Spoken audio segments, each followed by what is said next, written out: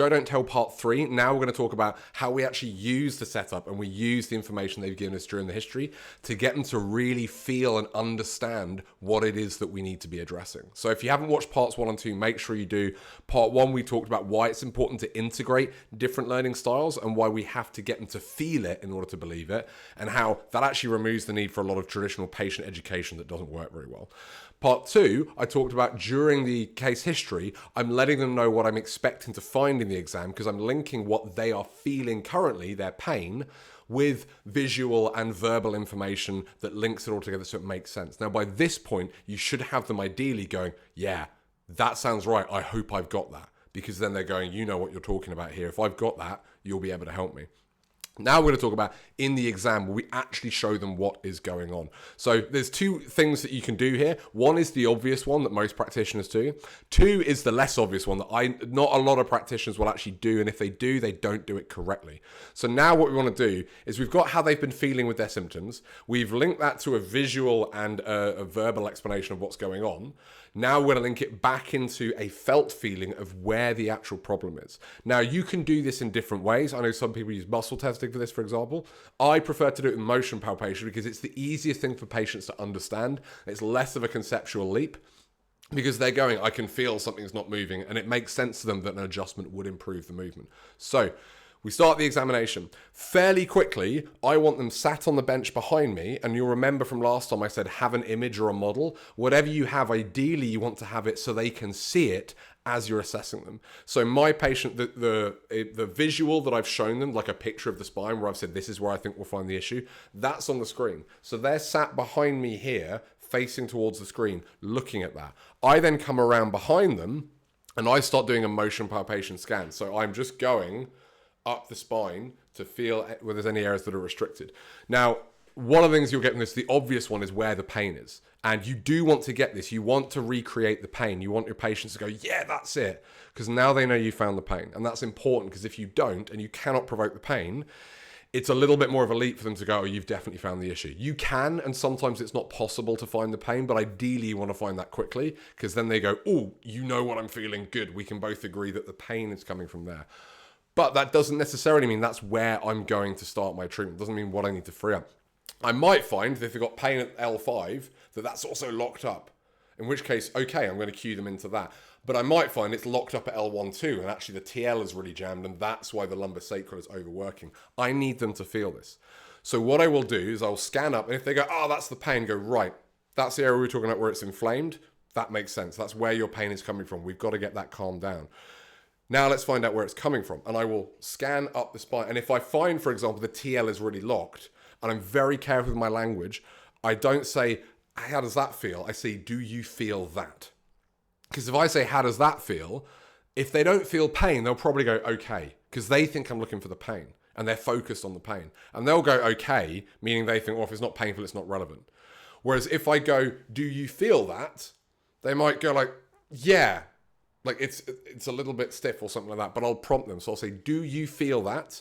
And then when they say yes, I will go, what does it feel like? Or how does it feel? Now they've told me they feel something. If they go, kind of, I'm not sure, then what I'm going to do is I'm going to give them a comparison. So I'll go further up the spine to an area that's moving well and go, do you feel how that springs? Like there's some bounce under my hand. They go, yeah, I can feel that. Okay, do you feel that? And again, I'm going back to the stiff area. And ideally, they're going to go, oh, yeah. I'm like, what do you feel? And they might go, it's not different. Whatever it is, I go, right, that's the problem. And then literally, the reason they're facing the screen is because I will lean past it. I'll point to the screen kind of over their shoulder, go, remember I told you about that problem there? That's what I'm finding here. That area I showed you, this is what it feels like. So now they go, oh, he's explained it visually. I can conceptually get it. But now I've got the felt experience too.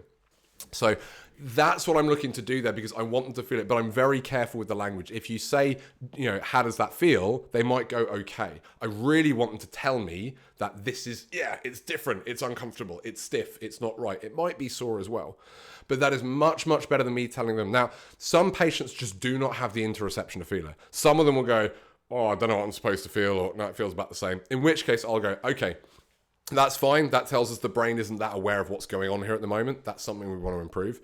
But basically, here's what I'm feeling. This area bounces nicely under my hand. This area, I don't feel that. And what that tells me is the joints here aren't moving. Now, I love dynamic disc designs, drawing Flores models. They're very dynamic, they're great, but you can do this with anything. You don't have to have a model. But if it's a facet issue, what I'm then going to show them is show them the model and go, what I'm feeling as I'm going up the spine, I do this for all of them, whether they felt it or not.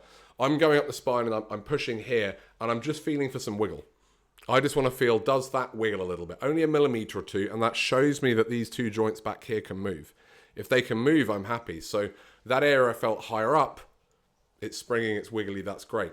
When those joints are locked, it feels blocked. So remember when I pressed there and it didn't move? That tells me these joints are locked. And that's going to create stress on the area, or that's going to create stress further. Link it back to their symptoms there. That's how I'm going about it. You don't have to use motion palpation. You can use things like muscle tests and you can use other ones, but really what you want to get them feeling it is something that they can feel. Okay, I'm going to pick on leg length because it's one I used to use and it's an obvious one a lot of chiros use. They can't feel a leg length difference. This won't work for that. It needs to be something where they can feel a difference. Either it's muscle activation, either it's pain to a degree, but that will only cue us into where the pain is. Ideally for me, it's movement. So we've set them up. We've said, this is where I expect we're going to find the issue. I've sat them on the bench and I'm going up, and remember, if we find the pain, great. That tells you that's where the pain is coming from. Let's see what's causing that. And then when you find the stiff area, do you feel that? Yes. How does it feel? And if they can't feel it, give them a comparison there. At this point, you've gotten to understand, okay, there's something in my spine that isn't working, something is locked. It makes total sense to them if you're going to adjust that, that's what you're going to do. It's not my total exam, obviously. This is something that I do fairly early on because it gets them to feel like not only we found a problem, but oh, Chris predicted this. Like when he showed me what he thought he was going to find, he went and found that. So we've got them from hoping, like, oh, I hope I have that, because it sounds like he knows what's going on. And when we do find it, they go, oh, brilliant. Now I'm feeling hopeful. Now I'm enthusiastic. Now I feel like I'm in good hands. And the fact that I was able to predict an issue makes them think, wow, he's really good. Bear in mind, I haven't predicted the location. I haven't said, I reckon it'll be L23, because I don't know. I've told them, I reckon this area is really unhappy and being overworked. And it's likely because of a problem here or further up that things aren't moving. So you can adapt this there as well. But I haven't tried to predict the segment beforehand. I can't do that. That's not possible. But I'm at least going, here's what I reckon is going on. And then they're sat on the bench and I'm going, see what I told you? That's what's happening here. If you can get them doing it, now they feel and they understand there is a problem in my spine where things do not move properly. It makes total sense to them that you would explain to adjust it. I'm not going through the report of findings yet. We'll go through that next time. We'll talk about how we then get them to see and feel the difference and really see the value in what you're doing. But right now, at this point, they're already going, brilliant, he's found the problem, he knows what's going on, it makes sense to me, and it explains all my symptoms. So we've gone felt symptoms, verbal and visual conceptual explanation in the logical brain, and then we've gone back to felt experience of now I can feel there's something there as well. Do that, and trust me, your patients will already trust you more. You'll get better buying. You'll have to spend less time explaining. What we'll do next time is talk about how we prove the value of our care and show them how much it actually did.